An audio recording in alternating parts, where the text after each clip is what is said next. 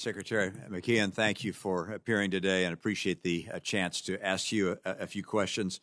I begin by saying something that I think we can all agree with, or almost all of us can, which was the Afghanistan withdrawal was a very sad day in American history and in human history for many, many reasons. But at this stage, one of the things we're all concerned about is that the number of people who are working with us and working with our military, who are fighting for our values, who are nonetheless still in Afghanistan.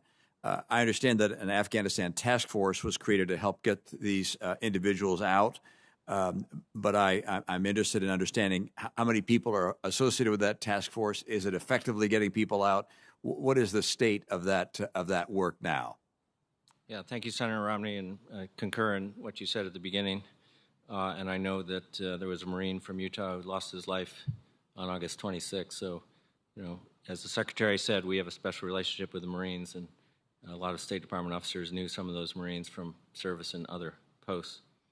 So we have a task force that's led by a former Ambassador Beth Jones that's looking across the continuum of how we're trying to get people out, which is how are we helping to facilitate travel out of Afghanistan at what we call the transit points or lily pads and at military bases now in the Middle East primarily, and then bringing them to the United States for resettlement activities.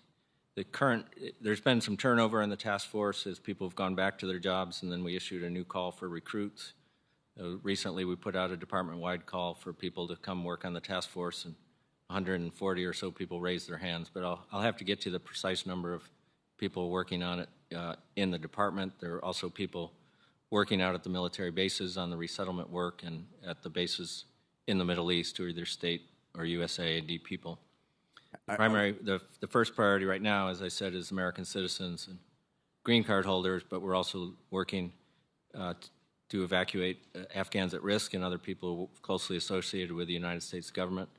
There's a number of applicants for the Special Immigrant Visa Program who already have a visa. They were issued a visa back in August, or we've given them what we call an electronic visa. So we're also working to try to arrange flights for them. Deputy Secretary, I would just note that, at least speaking for myself, if there's need for additional resources, financial resources to provide additional personnel to speed this process, I would, for one, be very anxious to provide that support. I think we have a moral responsibility, an American commitment to help those who helped us and leave no one behind, not just our own citizens, but others who fought alongside us. Yeah, on a very different area, many of us have a great deal of concern about what China's ambitions might be with regards to Taiwan. One, because of the people there who've enjoyed a freedom from the heavy hand of the Communist Chinese Party, but also for our own interests, particularly given the fact, for instance, that the great majority of the world's semiconductors are manufactured in Taiwan, and this would be an attractive get for the Chinese Communist Party.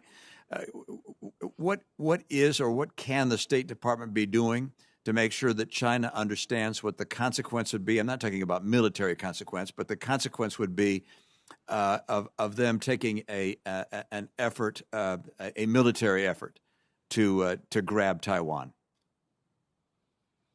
So, Senator, this is not something I work on very often, but I'm familiar with the general contours of our Taiwan policy. As you know, it's grounded in the Taiwan Relations Act and our commitment to Taiwan's self-defense and providing their legitimate self-defense needs, which those arms sales go through the State Department approval process.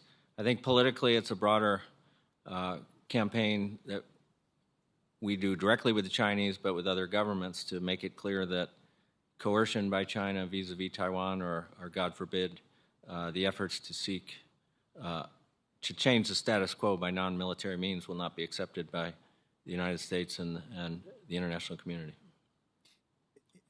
I guess the term will not be accepted by. I would love to have that expanded upon, not necessarily right here in this hearing, but to make it very clear to China what the consequence would be. I mean, oftentimes we put in place sanctions on people who do things we don't like. The problem is the things we don't like have already occurred.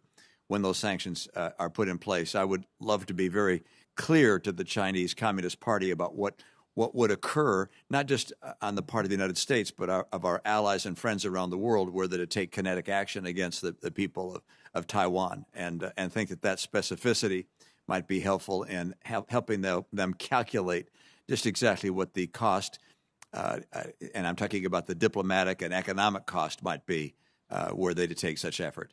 Thank you, Deputy Secretary. Appreciate your participation today. Thank you. Senator Cardin.